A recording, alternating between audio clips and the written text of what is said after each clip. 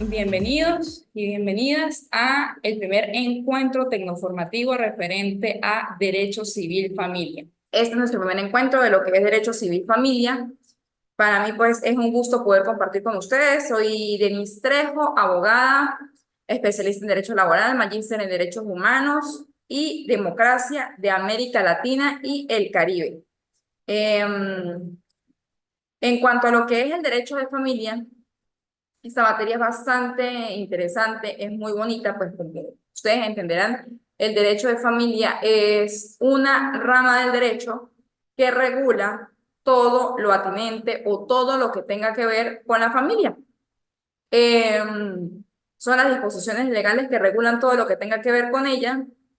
Tiene por objeto lo que son las instituciones familiares, todo lo que tenga que ver con la filiación, con el matrimonio, con la protección del grupo familiar y de quienes los componen. El objeto sobre el derecho de familia está constituido principalmente por lo que es el matrimonio y comprende en él diversos aspectos que vamos a desarrollar en la cátedra. En segundo lugar, se encuentra la institución que es la filiación.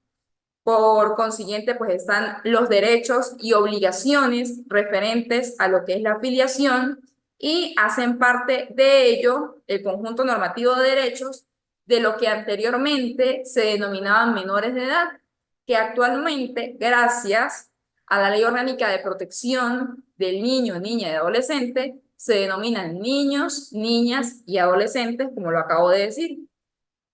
Tienen una legislación específica, es por ello que hay un conjunto de artículos que se encuentran consagrados dentro del Código Civil de Venezuela que se encuentran derogados porque todo se encuentra establecido dentro de la ley especial, que es la Ley Orgánica de Protección de Niños, Niñas y Adolescentes, o LOPNA. Es válido afirmar que el derecho de niños, niñas y adolescentes se encuentra incluido dentro de lo que es el derecho de familia. Por otra parte, pues es importante y es bastante oportuno recalcar lo que es el concepto de derecho de familia de conformidad con algunos autores.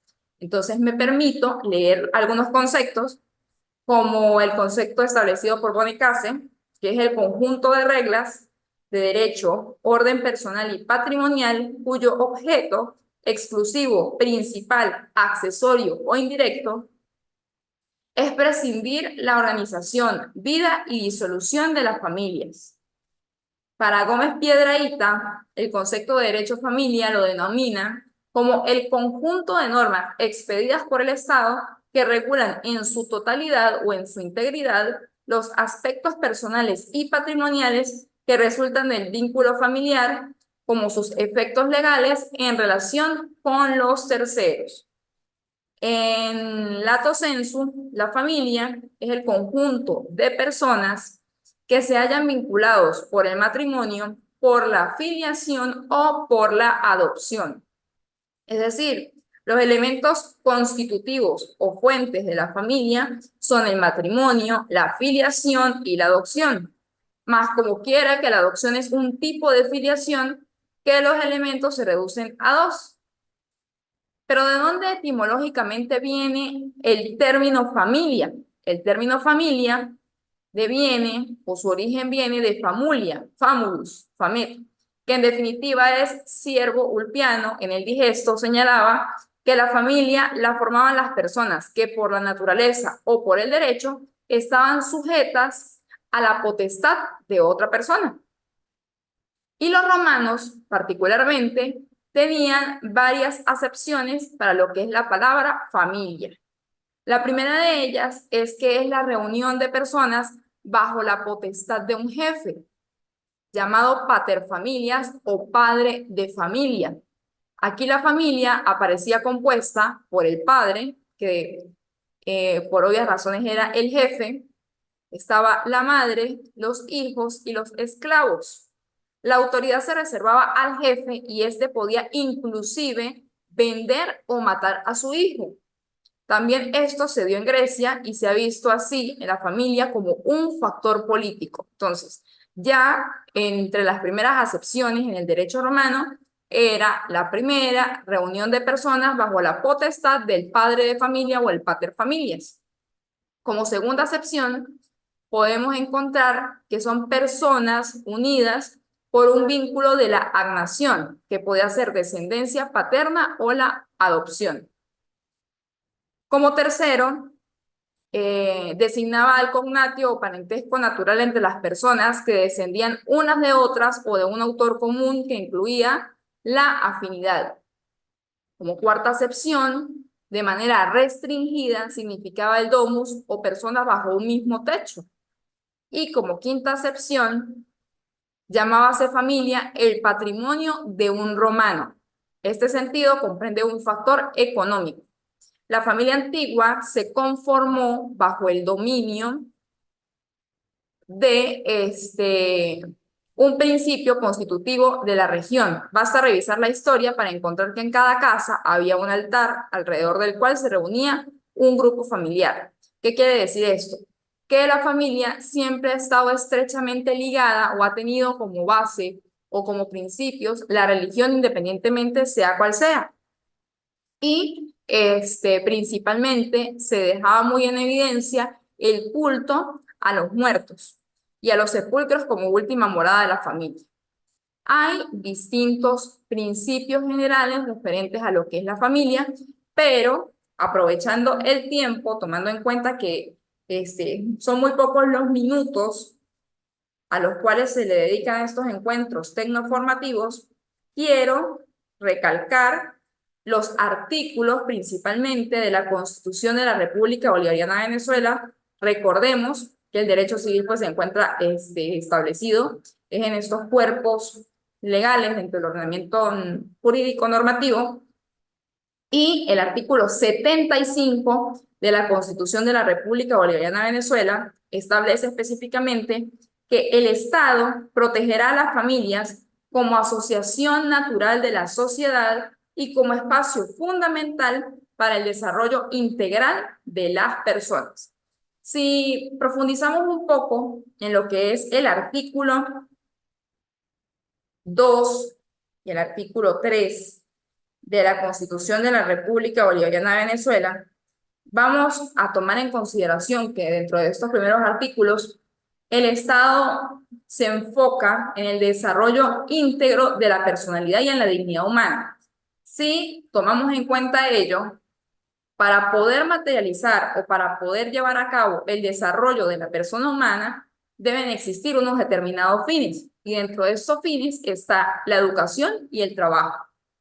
Como el Estado tiene que desarrollar una actividad financiera, el Estado debe enfocarse en desarrollar políticas públicas enfocadas en el respeto de la dignidad humana, en el desarrollo íntegro de la persona, pues hay que sacar también muy aparte y recalcar la importancia de lo que es la familia, porque primero la primera escuela o la primera formación que obtenemos cada uno de nosotros, o en su mayoría, es con base a nuestras familias. Nosotros recibimos una formación principalmente de nuestro padre y de nuestra madre, aunque hayan distintos tipos de familias, ya sean constituidas solo por la mamá o ya sea constituidas solo por el papá o por los abuelos, las tías, sobre todo en estas circunstancias del país en donde hay muchas personas que han migrado y hay niños, niñas y adolescentes que han quedado en manos de otros familiares. Lo cierto del caso es que la familia es la célula fundamental de la sociedad y como célula fundamental, el Estado debe prestarle la mayor atención que se merece, puesto que no es cualquier asunto el que se está dilucidando y como justamente es la primera formación del ciudadano, es por ello que existe la Ley Orgánica de Protección del Niño, Niña y Adolescente, que regula distintas instituciones con base a lo que se encuentra establecido en la Constitución de la República Bolivariana de Venezuela principalmente, y por otra parte, recuerden que a nivel internacional se encuentra la Convención de los Derechos del Niño. Por cierto, esta Convención de las Naciones Unidas, esta Convención de los Derechos del Niño, que es una convención pues a nivel universal, es un instrumento internacional que ha sido suscrito y ratificado por el mayor número de estados. Si ustedes consultan la convención que ha sido en su mayoría suscrita por prácticamente todos los estados, es la Convención de los Derechos del Niño, pero aún así hay mucha vulneración a grupos vulnerables como los niños y adolescentes. Sigo con la lectura del artículo. Las relaciones familiares se basan en la igualdad de derechos y deberes, la solidaridad, el esfuerzo común, la comprensión mutua y el respeto recíproco entre sus integrantes. Si nos vamos al tema de la igualdad, debemos ser muy cuidadosos con el concepto de igualdad. Recordemos siempre tener presentes que hay que verificar lo que es la igualdad y la equidad. Y esa igualdad tiene también que ver con las condiciones que tengan las personas. De ninguna manera podemos llegar y aplicarle la misma ley o las mismas condiciones a una persona que posea o que padezca de una discapacidad a una persona que se encuentre completamente capaz, que tenga todas las aptitudes y actitudes para poder desarrollarse sin depender de ninguna otra persona. Con respecto a los deberes, igual, así como nosotros tenemos derechos, también tenemos unos deberes y obligaciones. También traigo a colación en esta formación que hay diferencias entre lo que son los deberes y las obligaciones. Los deberes son los que conllevan una actuación de nuestra parte. Ya cuando nos vamos al término obligaciones, siempre va incluido el tema económico, el contenido patrimonial. Entonces ya ustedes pueden observar la diferencia entre lo que es un deber, que incluye el ámbito moral o la actuación o no de la persona, y en cuanto a las obligaciones, tiene que ver con el ámbito patrimonial.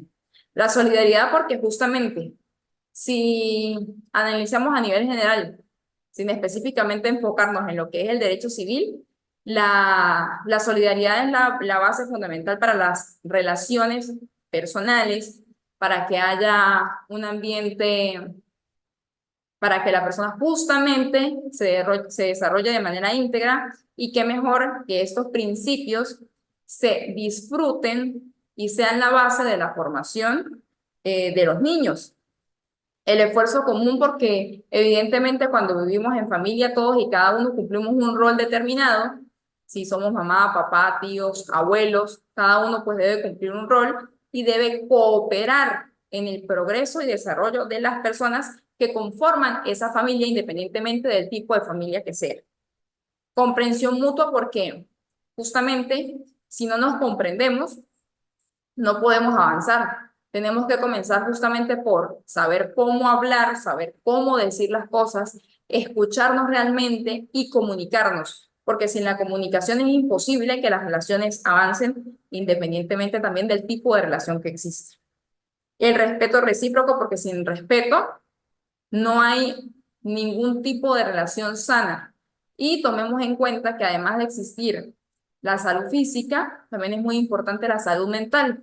Y con base a situaciones como la situación país, la misma situación que nos generó la presencia de la pandemia producto del COVID-19, todas estas situaciones agudizaron la violencia, sobre todo en los países de Latinoamérica.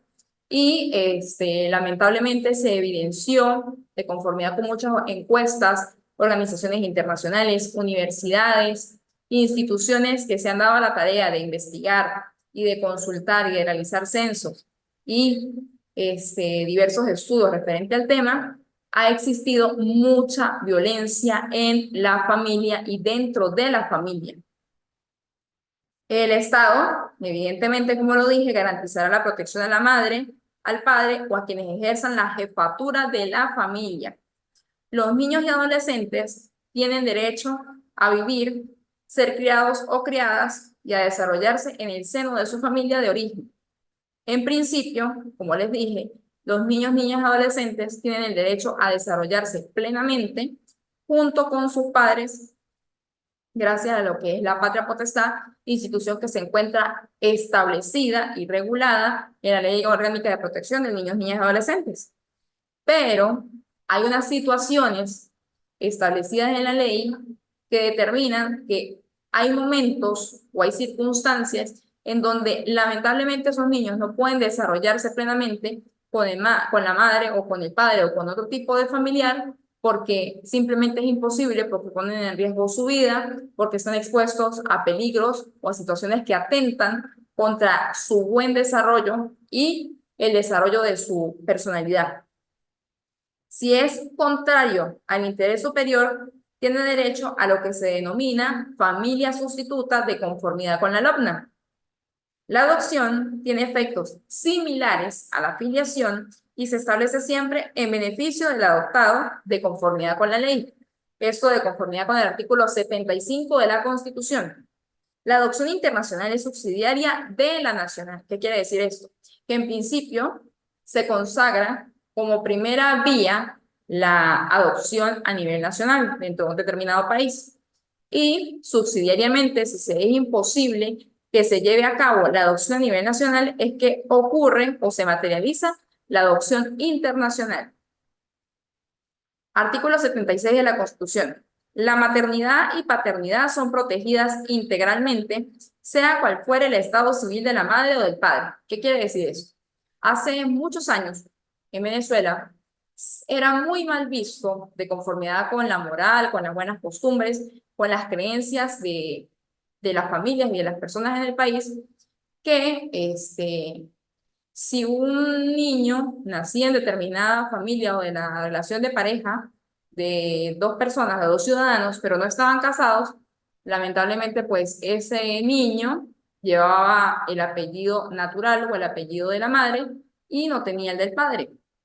Esta situación pues afortunadamente ha ido cambiando, independientemente que la persona no haya contraído matrimonio, el niño, niña o adolescente tiene derecho a llevar el apellido de su padre, es algo importantísimo.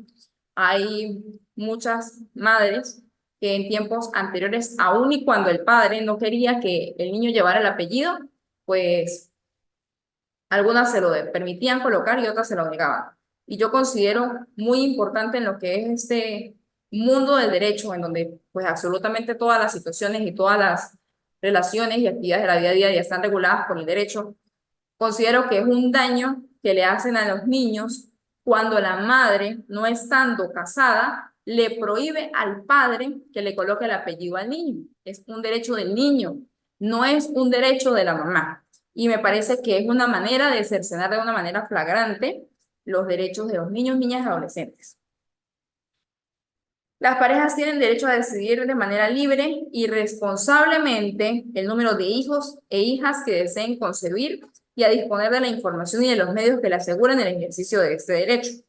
El Estado garantizará asistencia y protección integral a la maternidad en general a partir del momento de la concepción, durante el embarazo, el parto y el puerperio y asegurará servicios de planificación familiar integrados basados en valores éticos y científicos. Uno de los detalles bastante importantes que ustedes pueden escuchar, sobre todo en la clasificación de los derechos humanos o las generaciones de derechos humanos, la primera generación de los derechos humanos me consagra los derechos civiles y políticos.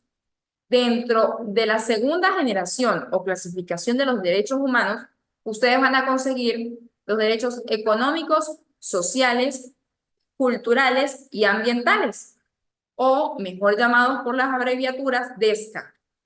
El Estado en este tipo de derechos humanos, aun y cuando todos son sumamente importantes, son universales, indivisibles, interdependientes y progresivos, el Estado se escuda en la posibilidad del avance de las mismas o de los mismos por su parte o su ámbito económico o patrimonial. Eso quiere decir que progresivamente, en la medida de sus posibilidades, ellos van a desarrollar esto. Bueno, debo hacer notar que sobre todo en Latinoamérica, el Estado está fallando con este ámbito que acabo de mencionar. Primero porque en Venezuela, por ejemplo, no existe un número suficiente de información respecto a la familia. Hay carencia de anticonceptivos. Si existen los anticonceptivos, son altamente costosos. Considero que eso hay que colocarle lupa. Por cierto, hoy estaba leyendo una noticia que la Universidad Católica Andrés Bello de Caracas realizó una investigación y dicha investigación lo que expone es que el mayor anticonceptivo que usan las mujeres en Venezuela es la esterilización. Entonces, esto es un tema que cabe resaltar en esta cátedra. Muchas mujeres optan inmediatamente luego de tener un hijo o dos hijos, o el número de hijos que considere pertinente, esterilizarse porque no consiguen los anticonceptivos que se adapten mejor a su organismo o, en su defecto, consiguen anticonceptivos, pero son altamente costosos y por ende se hace más fácil aplicar una esterilización sin tomar en cuenta su edad. Muchas personas jóvenes han optado por esta situación y no toman en cuenta las consecuencias negativas de realizar una esterilización. Ojo, no con eso estoy diciendo que esté en contra de ella. Lo que estoy mencionando es que le limitan las posibilidades a las ciudadanas como futuras madres o que quieran tener un hijo a futuro porque tengan mejores condiciones económicas o porque simplemente quieren ser madres responsables, porque aquí tenemos que tomar en cuenta también la responsabilidad, no cercenar este derecho, porque aquí hay muchos adolescentes, muchos niños que incluso no llegan a tener niñas de 14 años que ya están embarazadas o ya tienen hasta dos hijos. Entonces es una preocupación que realmente el Estado en sus diversas manifestaciones no ha cumplido con esa obligación que tiene de informar de manera suficiente a todas las ciudadanas en el tema de ser madre responsable con una edad determinada. Entonces allí el Estado no está garantizando la asistencia y protección integral, primero a las niñas y segundo a lo que es la maternidad. Por otro lado, pues sí debo resaltar que lo que es el decreto con rango, valor y fuerza de ley orgánica del trabajo, las trabajadoras y los trabajadores, sí existe una alta protección a las madres desde el momento en que quedan embarazadas en estado de gravidez, comienza una protección y un fuero a favor de lo que son estas ciudadanas, una protección luego de haber tenido su bebé y incluso amparan y le dan protección al padre. Está el fuero maternal y hay un tiempo en donde las madres y el niño obviamente tienen derecho a la lactancia. Para ello, se deben brindar todas las condiciones y el horario correspondiente para que la madre pueda tener un tiempo de calidad que comparta con su hijo y que efectivamente pues pueda alimentarse del vital líquido. En esto pues sí hago la salvedad porque me parece que está suficientemente legislado y reglamentado. Solo que por falta de información de muchas entidades de trabajo o por viveza de la entidad de trabajo, no se maneja de la mejor manera. Pero sí está regulado y lo importante es que los ciudadanos y las ciudadanas conozcan que efectivamente eso se encuentra establecido dentro de la ley y se debe exigir. Siguiendo con el artículo 76, el padre y la madre tienen el deber compartido e irrenunciable de criar, formar, educar, mantener y asistir a sus hijos, y estos tienen el deber de asistirlos cuando aquel o aquella no puedan hacerlo por sí mismos. La ley establecerá las medidas necesarias y adecuadas para garantizar la efectividad de la obligación alimentaria. ¿Qué sucede con esto? Aquí vamos a ver una institución importantísima en este párrafo o único aparte del artículo 76 de la Constitución, que es la patria potestad. La patria potestad está incluida dentro de la LOGNA, Ley Orgánica de Protección de Niños, Niñas y Adolescentes. La patria potestad es compartida por los padres. Ella incluye lo que es la guarda y custodia. Generalmente cuando existe un divorcio, una separación de los progenitores, la custodia se le otorga a la mamá en principio, pero no por eso vamos a ver casos en tribunales de protección en donde efectivamente le otorgan la guarda y custodia al padre. Cuando se establecen los divorcios y en estos divorcios hay niños, niñas y adolescentes incluidos, siempre se va a ventilar la situación de la guarda y custodia y cómo es el régimen de convivencia. Muchos optan por tener una buena comunicación y por ser derecho de los niños a un régimen de convivencia abierto. ¿Qué quiere decir esto? Que en cualquier momento la persona que está encargada de la guarda y custodia de los niños debe permitirle al padre o a la madre y a los niños ese régimen de convivencia abierto, siempre y cuando no afecte la parte educativa y recreacional de los niños o asistencias al médico, esa persona como padre o como madre fuera de esa custodia de los niños, a visitar a los niños y a compartir con ellos tiempo de calidad. Por otra parte, eh, tomando en cuenta lo que es la patria potestad, la guardia y custodia, tenemos también la obligación de manutención. Muchos padres o madres, cuando se separan y no tienen la custodia de sus hijos, lamentablemente pues se olvidan y consideran que como se divorciaron de su pareja, también se han divorciado de los hijos y dejan de cumplir con estas obligaciones y deberes. Eh, es muy importante que los niños reciban el amor, el cariño y la atención correspondiente, porque la infancia marca de por vida. Y así como tenemos salud física, también pues tenemos el derecho a gozar de la salud mental. Y cuando no se le da la atención debida a los niños, eso pues eh, muestra en evidencia a personas que son inseguras, que tienen baja autoestima, que buscan de otras maneras no apropiadas llamar la atención, que además de ello pues tienen carencias de tipo económico. Se supone que los padres, si decidieron de manera responsable traer niños al mundo, como se dice coloquialmente, esos niños deben ser bien alimentados, dotarlos de vestido, que gocen de atención médica, que tengan el derecho al deporte, a la recreación, al esparcimiento, a los regalos. En la época de sembrina, pues que si pueden, se les otorguen unos estrenos, pero en la realidad es otra. Hay muchas situaciones dentro de los tribunales de protección en donde, con experiencia propia, manifiesto que no se maneja de la mejor manera posible el interés superior de los niños, niñas y adolescentes. Dentro de esto, hay muchos jueces y juezas que procuran que eso se dé de la mejor manera, pero pues siempre intervienen otros detalles. En las demandas por obligaciones de manutención y que caben completamente en la cátedra, muchos abogados manifiestan que generalmente el padre que no tiene la custodia de sus hijos y que debe aportar a esa manutención, si esa persona comprueba todos los gastos que le generan su desarrollo y todos los conceptos, porque pues uno como persona tiene sus gastos personales, que se le debe descontar el 30% de lo que posee.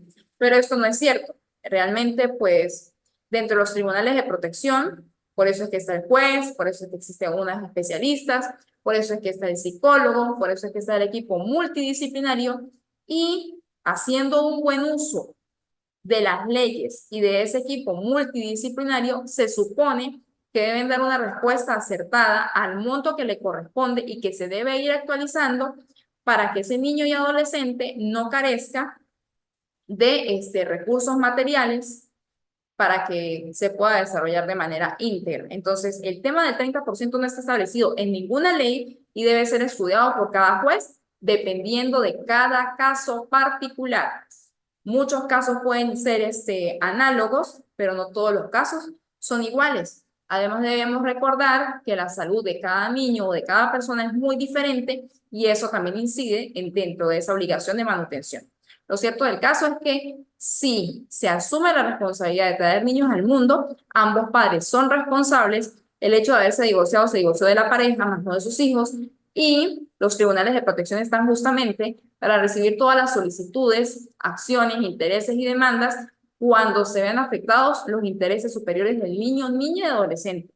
Incluso, de conformidad con la LOGNA, los niños pueden ser escuchados y ellos pueden actuar con la asistencia de defensores públicos para hacer valer sus derechos, acciones e intereses.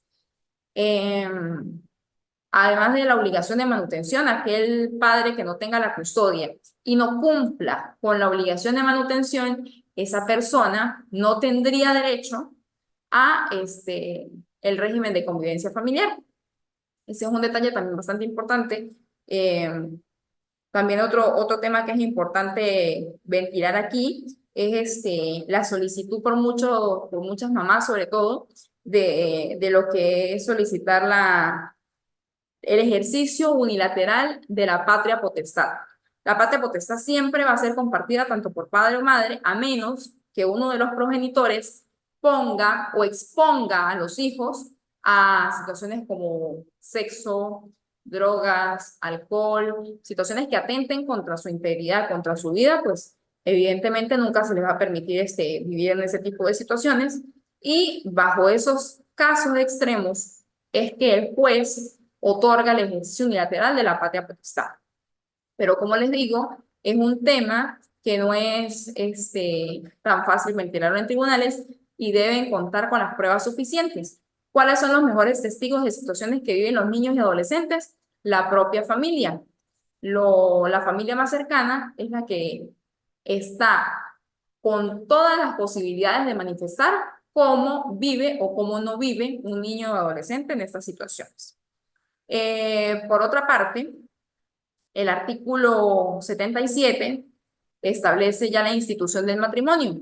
Se protege el matrimonio entre un hombre y una mujer, el cual se funda en el libre consentimiento y en la igualdad absoluta de los derechos y deberes de los cónyuges. Las uniones estables de hecho entre un hombre y una mujer que cumplan los requisitos establecidos en la ley producirá los mismos efectos que el matrimonio. Muchas personas hablan de la figura del concubinato, realmente se debe hablar de uniones estables de hecho. Ya como ustedes lo han escuchado, porque me imagino que así es, ya se equipara a partir de la Constitución de 1999 la unión estable de hecho a lo que es un matrimonio. Incluso se acuden al registro civil, en el registro civil se levanta un acta que es prácticamente como el acta cuando ustedes contraen matrimonio, cumpliendo los requisitos de ley, y aquí se establece que el Estado pues siempre va a proteger esta institución fundada en el libre consentimiento. Eso quiere decir que las personas deben manifestar la voluntad de casarse, de contraer matrimonio con esa persona, y en igualdad absoluta de derechos y deberes de los cónyuges. Las uniones estables de hecho, como los digo, pues tienen la misma validez que un matrimonio, sobre todo cuando ya pasan de los 5 años y producen los mismos efectos que el matrimonio. Eso quiere decir también que en el caso de la separación de una unión estable de hecho, tiene que existir lo que es la separación de bienes, cosa que muchas personas, estando bajo una relación de pareja por tantos años, se niegan, pero se puede solicitar el reconocimiento de esa unión estable de hecho ante el juez civil y el juez civil determinará de conformidad con los medios de prueba que le corresponde a cada uno de ellos si no hay un acuerdo entre las partes. Lo ideal es que las personas, basados en la madurez y en la relación que han tenido por determinado tiempo, a menos que hayan existido otras situaciones de violencia o algo extremo, que se pongan de acuerdo y que realmente manifiesten de quién es cada cosa y tratar de cerrar ese ciclo de la mejor manera posible. Pero pues, lamentablemente hay situaciones en que obligatoriamente deben pasar por un tribunal y esto conlleva una inversión de tiempo y de dinero. Pero por mi parte, como consejo, lo mejor es que se trate de hacer por la vía amistosa. Ya falta menos de un minuto para el cierre de nuestro primer encuentro.